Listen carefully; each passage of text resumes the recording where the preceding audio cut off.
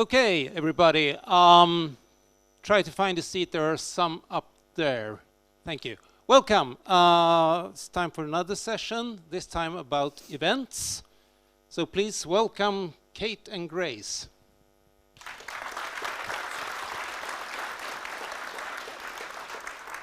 Thank you very much. So yeah, hello. This is Reacting to an Event-Driven World. This is not the talk about React that's happening at the same time.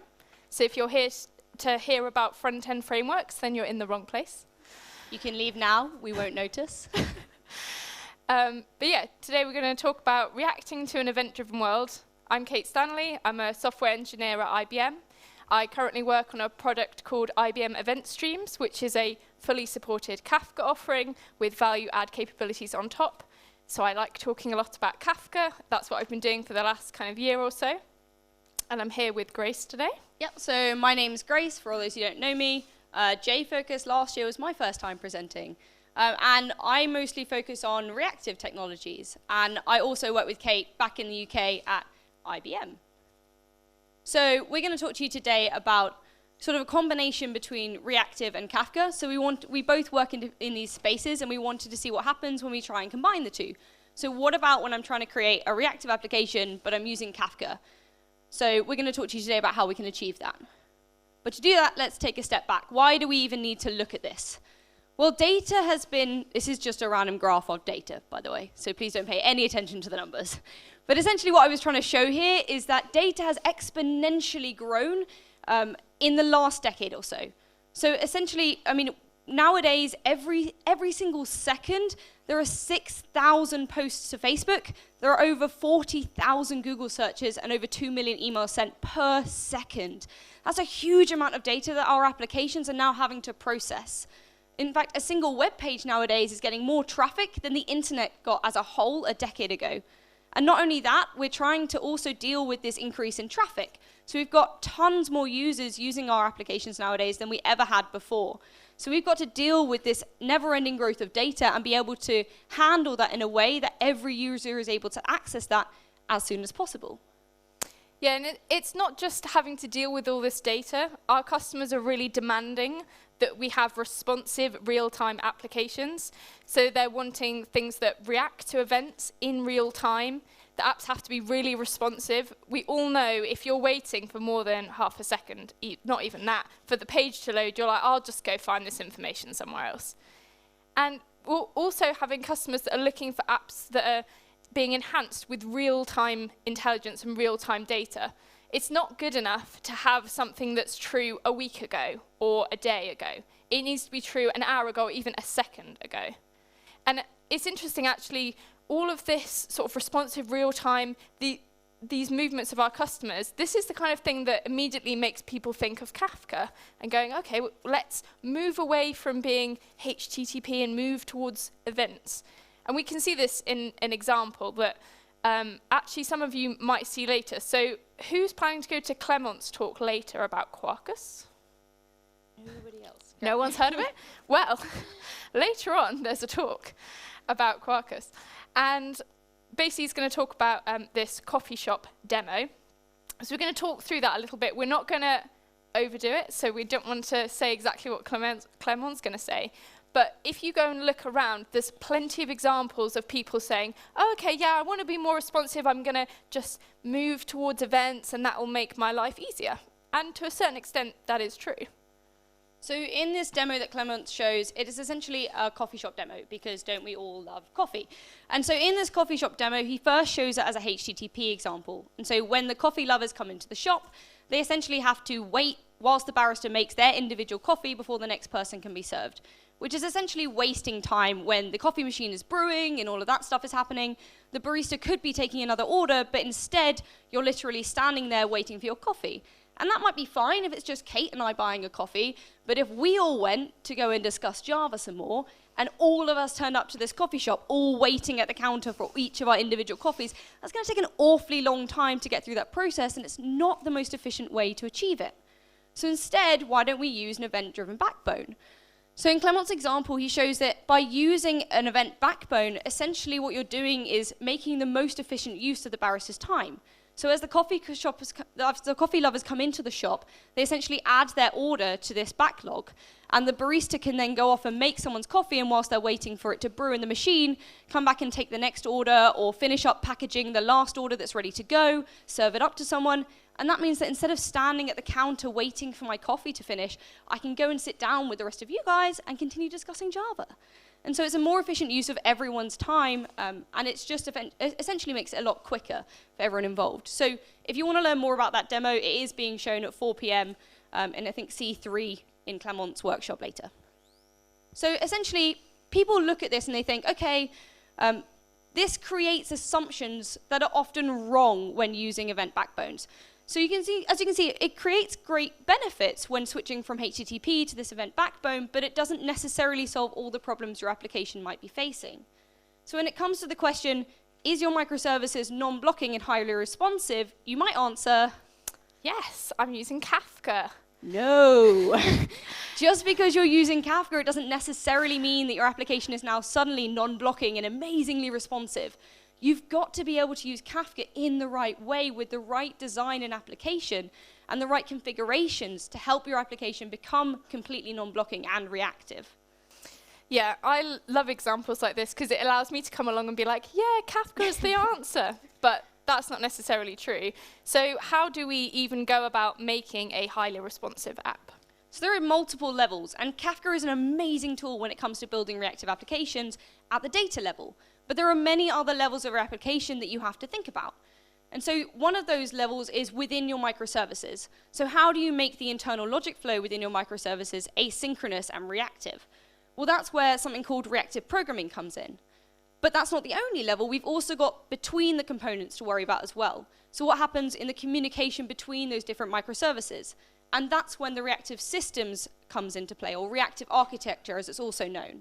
So you need to think about both of these levels as well as the data level of Kafka to stop any blocking. So what do I mean when I'm talking about reactive programming? I'm just going to touch on it lightly because we're not going into it in too much detail. But essentially, it's a way of controlling the internal logic flow within your microservice. So it's a really great tool to use when you're looking at trying to make each individual microservice as responsive and reactive as possible.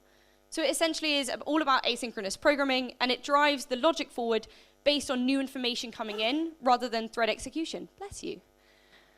So how can we achieve reactive programming? Well, there's 3 main Java patterns that we recommend for people who are looking at building their microservices to be more reactive.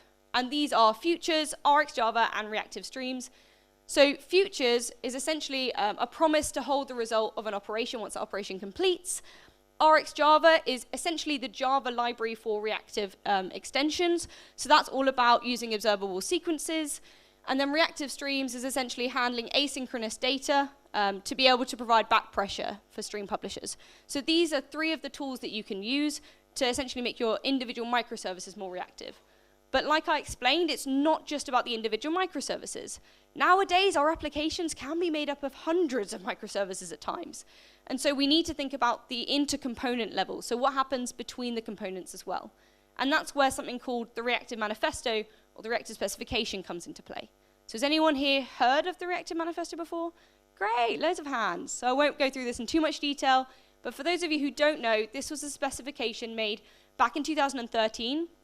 It's sort of like a how-to guide of things that you need to consider and think about when you're trying to build a reactive system or a reactive application. So it's essentially 4 different cornerstones, all building upon each other to make your application more reactive, able to respond to events in your application so that your users get the most up-to-date information and have a reactive application. So the first of those is message-driven. So this is all about having an asynchronous form of communication within your application, and that enables non-blocking essentially at the very bottom layer. Having an asynchronous form of communication enables that elasticity and that resiliency. If you don't have resiliency in your application, you've got no application when that application fails. And so failure is essentially inevitable. We can't account for everything in the software world. Things happen, things go wrong. So what we need to do is we need to have inbuilt resiliency so when our application does fail, it's not the end of the world, our application doesn't go down, and we can continue as normal. Having that elasticity is really important as well, because we can't, with the best machine learning in the world, we can't accurately and confidently predict exactly how many users are going to be using our application at any one time. That could fluctuate hugely between Black Friday and the middle of summer or winter if you're selling ice creams. You really don't know. And so you need to be able to have elasticity to deal with those fluctuating loads so that you can remain resilient and responsive despite how many users are essentially trying to access your system. And by having all three of these cornerstones, we essentially already enable that responsiveness, that reactivity. We're able to respond to those events, even in the face of failure and the potential face of huge loads, essentially. So by having this checklist, we can build a reactive system. But how do we actually achieve this? What do we need to use? Well, there are some reactive architecture design patterns that are often sort of wheeled out at conferences. We're not going to go into these in detail. I've actually done a talk previously where I have gone into more detail on these. And you can find plenty of talks and things online. But there are some different patterns you can start to look at and start to consider whether these apply to your specific use case to move to. So we've got CQRS, where you have a separate write API versus your read API. You could look at event sourcing, where instead of having all of your business objects as entries in your database, you have updates as events, and you then replay all of those events to get the state of your current system. We've also got the Saga pattern. So this is a way to take your more traditional transactions that you would have had in big monoliths and do it in a more distributed way. It's not a true transaction, but it gets you some of the way there. And then sharding, where you're separating out your database into lots of different pieces. So we've got all these patterns, and there are plenty of people already talking about how you can start using these, but also where they're applicable as well. But how do I actually configure Kafka for a reactive system? So this was the question that really launched this talk, is I came to Grace's talk last year about reactive, and we started talking about Kafka and going, well, is it the right fit? What is it about Kafka do I need to know to make it reactive and make it fit with these reactive systems? So who here has heard of Kafka before? Hoping everyone, yes. Who's already used Kafka? Not so many, okay. Anyone using it in production? That's a good number. So for those of you, very few who don't know, it's an open source distributed streaming platform. It's pretty well known now. It's becoming the de facto streaming platform, but it's often called the de facto event streaming platform, which immediately, I guess, raises a question. Yeah, so in the Reactive Manifesto, we talked about message-driven. So you're saying that it's mostly event-driven. How does it fit with the Reactive Manifesto then? Well, actually, in the Reactive Manifesto, we say that reactive systems rely on asynchronous message passing. And at its core, Kafka is an asynchronous messaging system. It does have the word event often associated with it, but if you actually go and look into it, it's not specifically for events. So what do we even mean here between messages and events? Well, here a message is an item of data that is being sent to a specific location or destination. So the focus is on the recipient. Who am I sending this message to? Whereas an event is a signal emitted by a component upon reaching a given state. This is described in more detail in the Reactive Manifesto, so feel free to go and have a read. But specifically, a message can include an encoded event in its payload. So you can have a message that includes an event. But when we're talking about reactive here, we are talking about passing messages around and looking for that specific location. And so that's what we would be passing around in Kafka. And in Kafka, it doesn't specify whether we're using messages or events. So I think we're good here. And in fact, interestingly, the Reactive Manifesto used to say message-driven. Event-driven, but it switched to being message-driven. You can read, there's a whole blog as to why they changed that phrase and that terminology in the Reactive Manifesto itself, which is quite an interesting read if you want to go and have a look at that. Yeah, it's definitely worth having a think about the terminology, because I know on Kafka, they've moved away from specifically saying messages or events because everyone gets confused what we're talking about. Okay, so we've looked at message-driven, and we've kind of come to the conclusion that, yeah, Kafka is able to give us that asynchronous message-driven backbone that we need when we're trying to design a reactive application. What about resiliency? Well, there's good news here because Kafka is well known for its resiliency. But you do have to think about it a little bit. It doesn't come completely for free, although it kind of nearly does. So Kafka is a distributed streaming system, so we would have one or more brokers. This is where we're going to store all of our messages. Generally, you'd start with 3, and we'll see a little bit later why that makes sense. And for Kafka, all of these messages are broken down into a specific topic, and within that, into partitions. So for a specific topic and a specific partition in Kafka, you have one broker, which is the leader. And then under the covers, Kafka will copy all of the messages, all of the records that end up on that broker. They'll get copied across onto the other brokers. And the other brokers are the followers for that topic and that partition. The key thing here is that all of the Kafka clients will talk directly just to the leader. That's who they talk to all the time. This means that if you're doing things like load balancing in Kubernetes, you have to think a little bit about how you make sure that your Kafka clients talk to the right broker. But it means that we know we've got the leader and that's who everyone's talking to, and then we've got this under the covers replication. Where resiliency comes in is that if one of your brokers goes down, a leader election happens. So Kafka will automatically say, I've lost my leader, let's have a leader election. One of the followers will be elected leader, and all of the Kafka clients will get told, now you have to move across and talk to this particular broker instead. So that all works fine.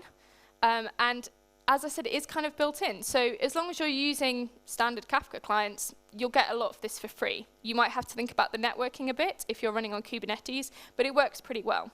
And we can see here where you have to think about how many replicas you're going to have. So when you configure your topic, you set the number of replicas.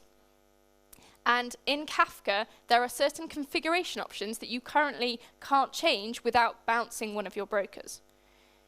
So you've got to assume that at some point you're going to want to restart one of your brokers.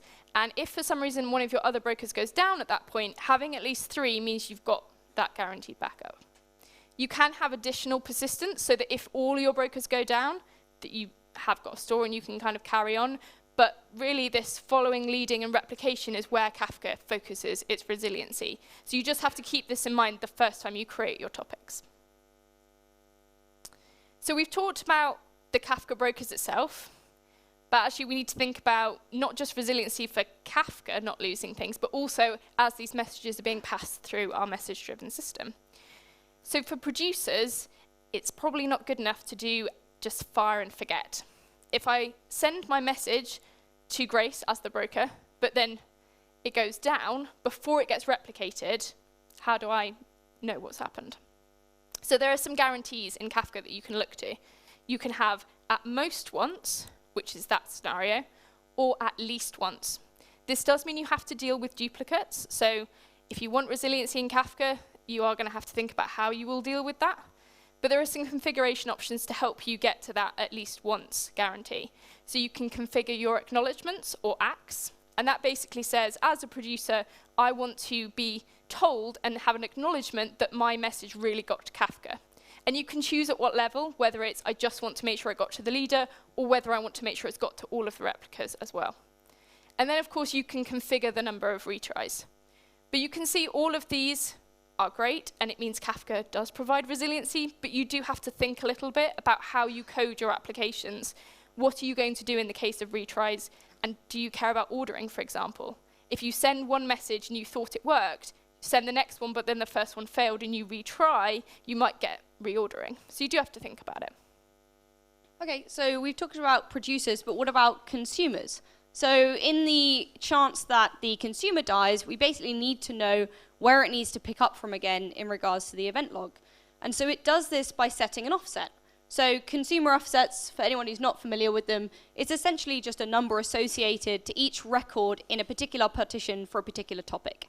So it's basically just numbering the order of records, essentially, so that as a consumer comes along, they know where they've read up to, and so if they die, they know where to start up again. So for example, if my consumer reads up to number 2 as a consumer offset and then dies, it knows that it needs to start from 2 onwards and not start at 0, so you're duplicating all the events again. So these consumer offsets can be either committed manually or automatically. committing them manually essentially gives the developer who's building the consumer the opportunity to manually decide when that offset gets set. So that can be after a specific action is required on that particular event or data change. Or it can be set automatically, and that just happens based on a timer, essentially. So we'll look at an example. So we'll go back to the coffee shop demo to look at what happens with the difference between a manual offset commit and an automatic. So let's look at an auto commit first of all. So we've got our barista, and this time we have 3 coffee orders. So we've got a generic coffee, a cappuccino, and a latte. So that's the sequence that our consumer, or essentially our barista, is going to read from. So in this case, the barista is representing our consumer. So as the barista reads from the event log, it starts with the coffee. So he's going to make the coffee first. So he sees that there's been an order for a coffee, and he starts making it. Now, because this is an auto commit, our auto commit is already going to tick that we've got to that offset. So essentially, we've already looked at that event. Unfortunately, as the barista starts making the coffee, he drops it. So we don't have a coffee anymore. This essentially signifies, it's essentially the same as saying our consumers died or gone down. So now when the consumer comes back up, when the barista goes to look at the event log again, he looks and he sees, oh, well, I've already done coffee, so I'll move on to cappuccino. So he moves on to make the cappuccino and the latte, but now, once we finish the order, we're left with 2 coffees instead of the 3 that we needed. So in this case, we've lost a coffee. But we can fix that if we use manual offsets, manual commits, sorry. So when we manually commit, it's up to the developer making the consumer to decide when they want to commit that offset. So in this case, we're going to commit it only when the barista has served up that coffee. So as the barista goes through the event log again, he starts making the coffee, and this time it only commits, so it only puts that tick in the box once he's actually produced that coffee and given it to the customer, essentially. So he makes the coffee, he makes the cappuccino, and he makes the latte, and the ticks only happen when they get served. And this time, when we end up with 3 coffees because nothing's gone wrong, essentially. And we end up with the full amount that we need.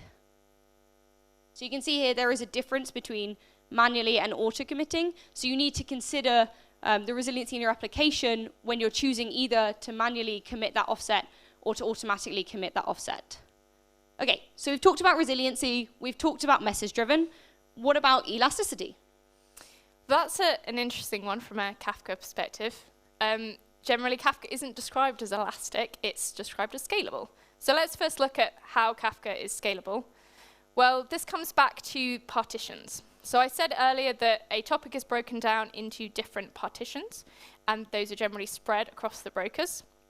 And this works really well because it means that for a particular topic, if we have lots of people wanting to produce and consume from that topic, they're not all overwhelming that one broker. It's spread out between the brokers. And actually, when you set up your topics, Kafka will try and distribute them evenly. If over time, through brokers going down, they all end up on one place, you can then sort of interfere and move everything back. But it's worth bearing in mind to have a look at how all of your topics and partitions are distributed. But broadly, we have these partitions, we can scale out and produce, and that's great. But there is a little bit more behind this, and that's where it comes to the ordering of your records in Kafka. So for a particular record in Kafka, it has a key and a value. The key is actually optional, and you'll find a lot of initial examples won't even bother with a key. If I'm producing and I have no key, what will happen is all of the records will round robin around those different partitions. So I don't get a choice around which partition it goes onto, but maybe I don't care. If I do have a key, then every single record with the same key ends up in the same partition. And in Kafka, ordering is guaranteed per partition, not per topic. So we've got these producers, and we can choose whether we care about ordering and whether we have keys. But broadly, from a producer point of view, you can scale up, and you can have lots of producers all producing to these different partitions. You can scale down, it's fine. So from a Kafka and producing point of view, yeah, your producers are pretty elastic. Kafka's maybe not so elastic.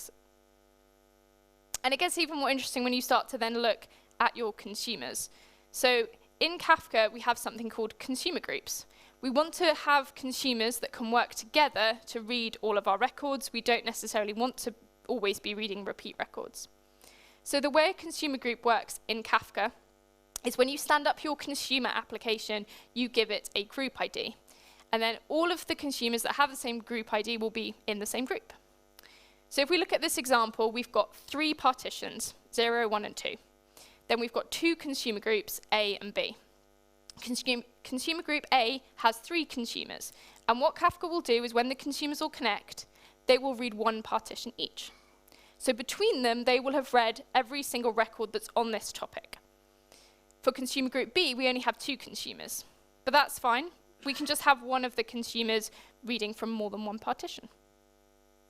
The interesting thing is when you look at what happens if you add another consumer to consumer group A, because the idea behind consumer groups is to help you with ordering, it wouldn't make sense for that consumer to share one of the other partitions. So actually it won't get any records coming to it. So this is kind of interesting. It means that actually I can only scale out my consumers to the point of partitions that I have. And that's okay, we can add partitions to my topic, that's fine. But if I start adding partitions and I care about ordering, I'm suddenly going to run into an issue. Because when I was talking earlier about all of the records with the same key go to the same partition, that's done based on how many partitions there are. If you add a new partition, your ordering guarantees go out the window. So if you don't care about ordering, you can scale up your partitions. But if you do, you have to make sure that you have enough partitions when you start up your topic for as many consumers as you would ever want. And unfortunately, you can't scale back down.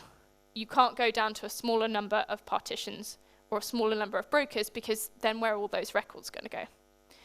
So from an elasticity point of view, Kafka is scalable. You can scale it up, that's fine. Your producers and consumers, you can scale up and scale down, so I would say they're elastic. But you do have to bear in mind how you've set up your Kafka. So this is one of the areas where you do have to think quite carefully about how Kafka would fit in to your reactive application. It does work and you can do it, but you just have to bear these things in mind as you're doing it.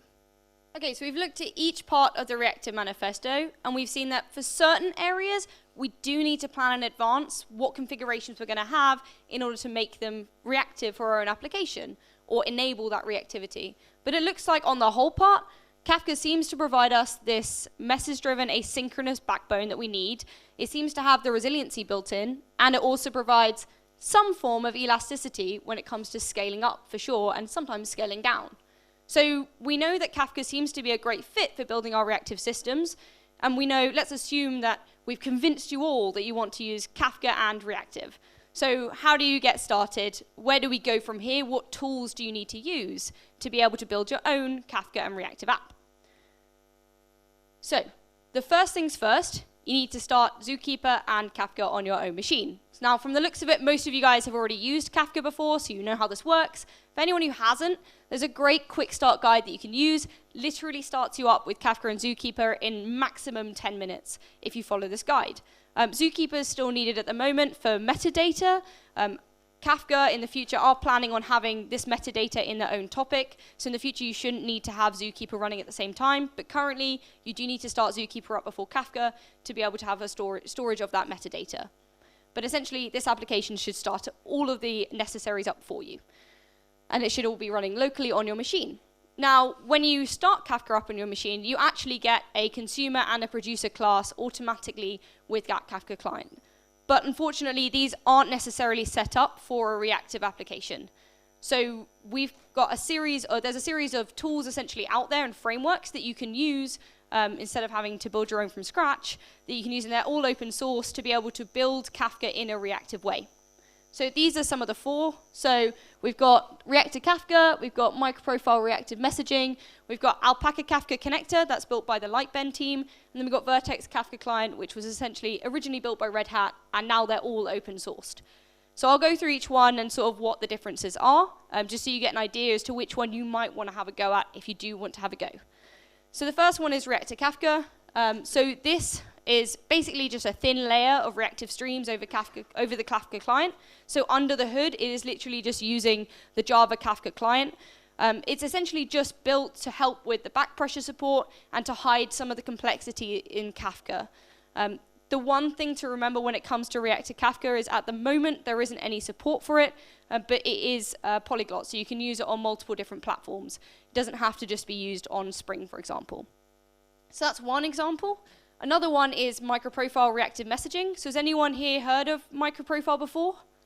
I got a few hands. So anyone who hasn't heard of MicroProfile, it's a multi-vendor open source framework that essentially builds on top of Java EE to be able to give you functionality and capabilities that you'll need when building microservices.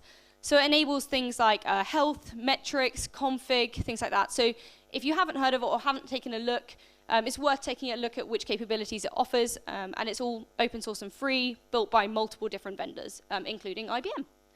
But it's recently just been released with reactive messaging.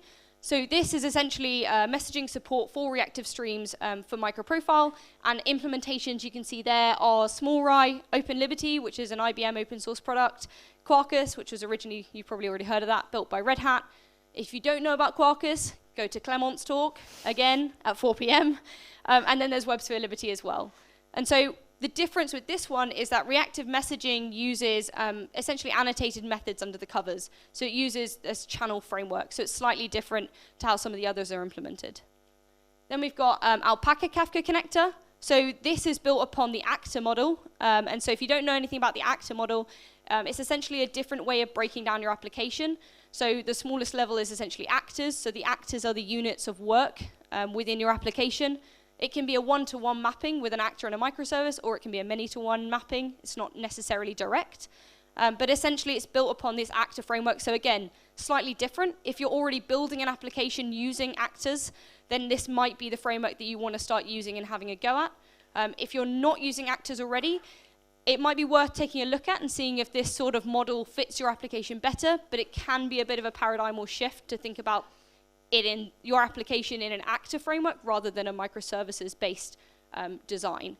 However, as I said, this is sort of it gives similar benefits to some of the others, so it hides the complexity of Kafka, and it also provides that built-in back pressure support as well. This one was built originally by the Lightbend team, so if you're already using things like Akka Streams, or Akka, or Lagom, or Play, any of their frameworks, it might be worth taking a look at this framework. And then the last one I'm going to talk about is Vertex Kafka Client. So Vertex is, for anyone who doesn't know, is essentially another reactive framework that you can use. It's a polyglot framework, so you can use it for Scala, Java, a bunch of others, Ruby, for example. It's based on the Reactor pattern, and then it runs on the JVM as well. It's non-blocking, it's event-driven, and it's based on this event loop. So essentially, it has things called verticals, and that's what they break down their system into verticals, and each vertical is an event loop. If you want to know more about it, Clement will be talking about it in great detail in his talk at 4 p.m. if I hadn't mentioned that. Can you tell Clement helped us with our application? Talk, and we're trying to plug his talk now. Yeah, so we ourselves use Vertex, not just because of Clement's help, but basically because we felt it was a really great end-to-end solution for a reactive framework. So it gives you end-to-end support, and it also fits in with Strumsy, for example, which also uses Vertex. And so we built our own application because we wanted to know exactly how you do Kafka and reactive. So we essentially re-architected an old application that Kate had built to change it from being non-reactive Kafka application into a reactive Kafka application using Vertex. Yeah, so this was the other kind of motivation behind the talk, was looking into what does it mean to write Java Kafka applications. Coming from a more sort of Kafka side, before I moved into Kafka, I was doing quite a bit with microservices, and I was familiar with MicroProfile, but they hadn't quite got to the point where they were looking at reactive or message and event-driven, really. And on the product that I work on, IBM Event Streams, we have this starter app.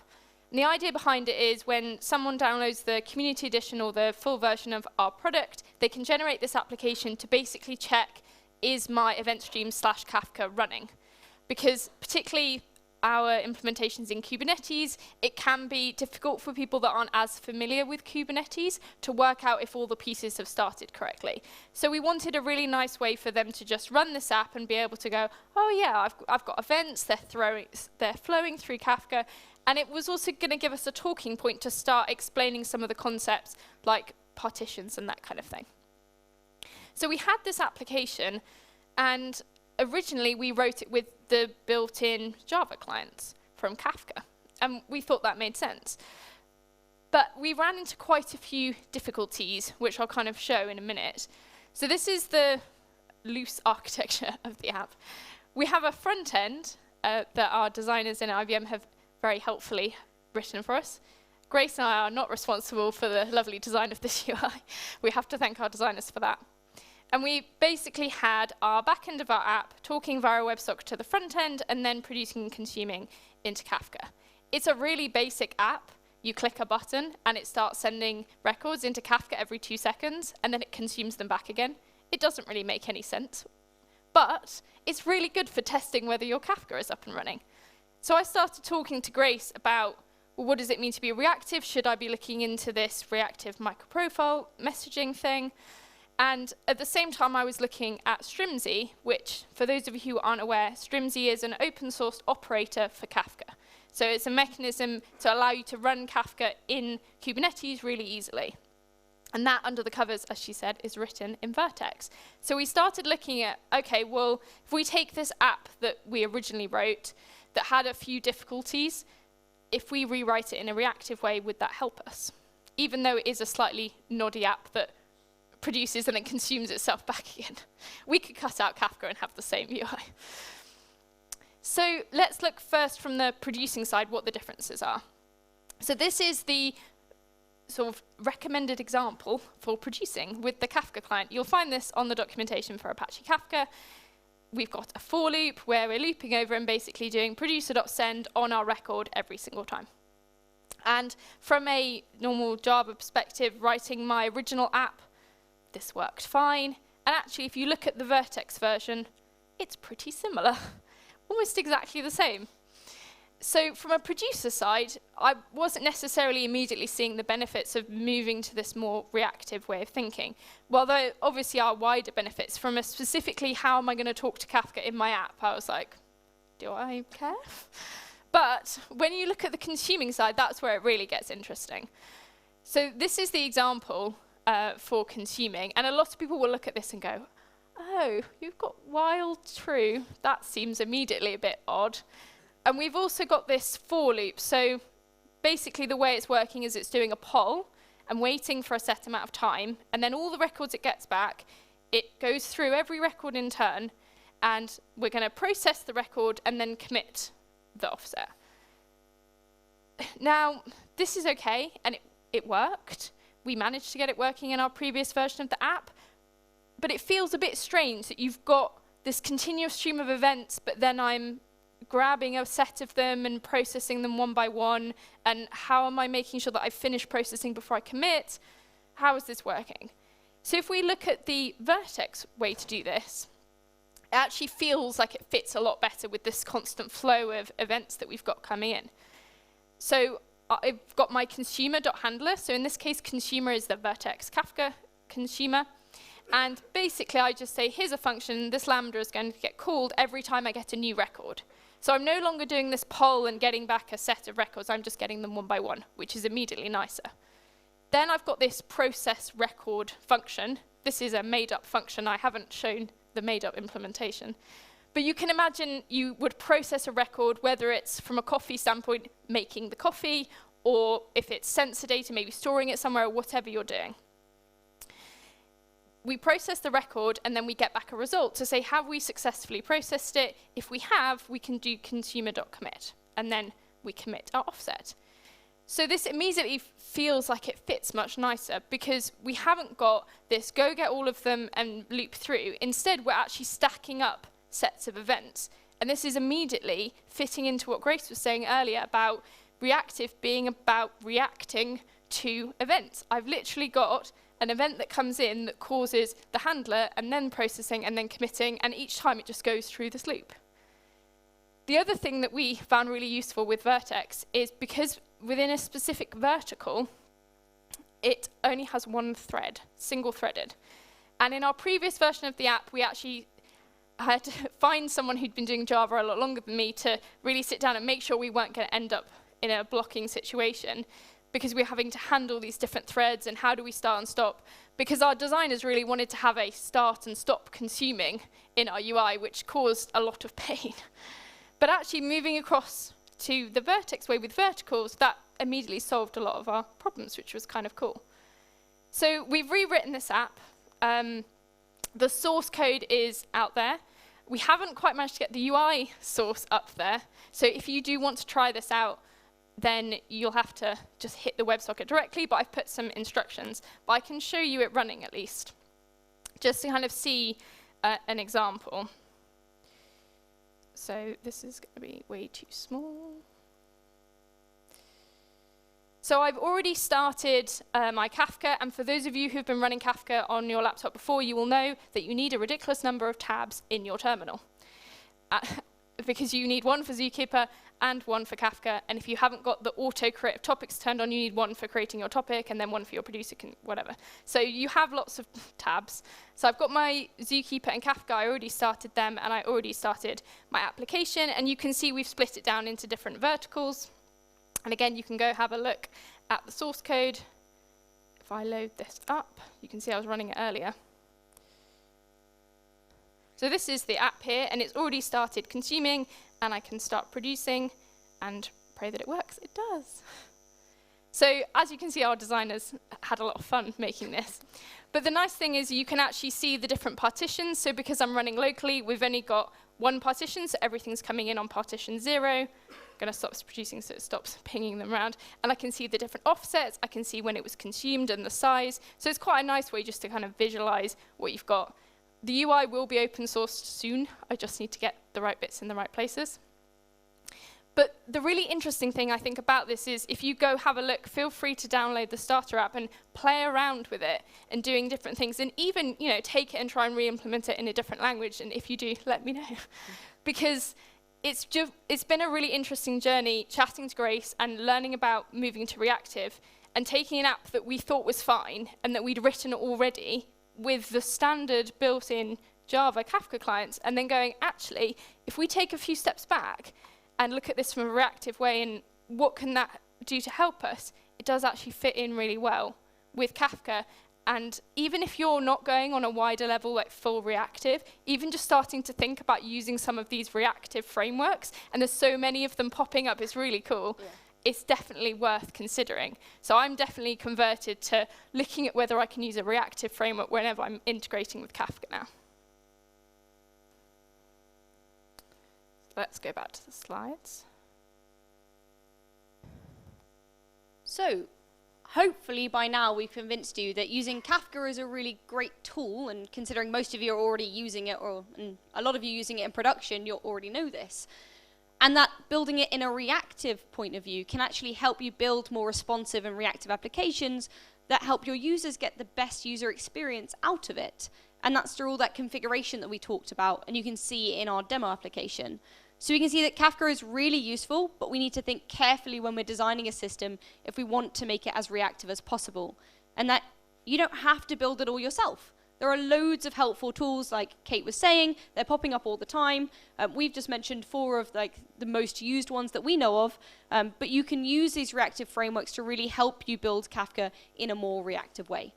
There are resources out there that can help you with this. So if you want to know more about reactive specifically and how to build reactive systems, if I haven't bored your head off with it already, then there's a whole book you can read. So we produce this free ebook. So if you do want it, it is completely free online, which essentially explains what reactive systems are, when it's appropriate to use them, what tools are available, and what patterns we suggest to use when you're trying to build a reactive application. It's literally only 25 pages, so if you don't have that much time, Kate read it on the plane on the way over here, so it doesn't take long, I promise. It didn't take the whole plane, did it? Yeah, exactly. So it shouldn't take long at all. It's literally 25 pages, but it's a great resource to use because it's got everything written down in one place. And that's, as I said, free to use. And then there's loads of other resources out there that we've already mentioned throughout the talk. Yes. Yeah, so we've got a few links here at the end. So the Reactive Manifesto is definitely worth reading. And as Grace said, there's some really interesting blogs around of the movement from event-driven to message-driven and that kind of thing. If you want to get started with Kafka, I'd highly recommend the Quickstart as your first starting point. But if you are looking to run it on Kubernetes, Strimzy is a really good way to run it.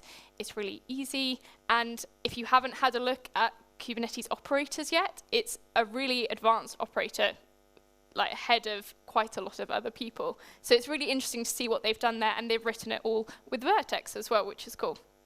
If you want to have a look at the starter app, it's up there in GitHub for you to have a go with. Please feel free to comment if you find things that you think we could be doing better within it and changing it. We're also going to be having a look to see if we can create different versions, maybe with some of the other libraries. And feel free to use it just to test out your Kafka if you want to. There's the links to the different reactive Kafka libraries that Grace mentioned. All of them are doing really good work, so it's definitely worth checking them out. I know the MicroProfile reactive messaging team have so many different vendors behind them, so it's really interesting to see what they're doing there. And then finally, I've put a link at the bottom there to event streams. If you do want to run Kafka and you want it fully supported with value add and some cool design that's similar to the stuff you've seen already, then feel free to check out event streams or come ask questions. And the final thing is, I do have some Strimzy stickers that I got from a different conference, if anybody wants one. You can see on the front here, Strimzy. So if you want one, then come say hi at the end. And if you have any questions about anything we talked about in this talk, if you have any comments that you don't feel like you want to put up on a PR or an issue in our starter app, our Twitter handles are up there. Feel free to tweet us, to message us, however you want to do it. We're more than open to accept messages from you guys about any comments you have or any questions. Great. I think we have 3 minutes for questions. Maybe 1, if anyone has a question. You can always come find us at the IBM booth as well. We'll be there all day today and all day tomorrow. Yes. Cool. Silence. Great, We okay. hope this was useful. Yeah, Thank you very much.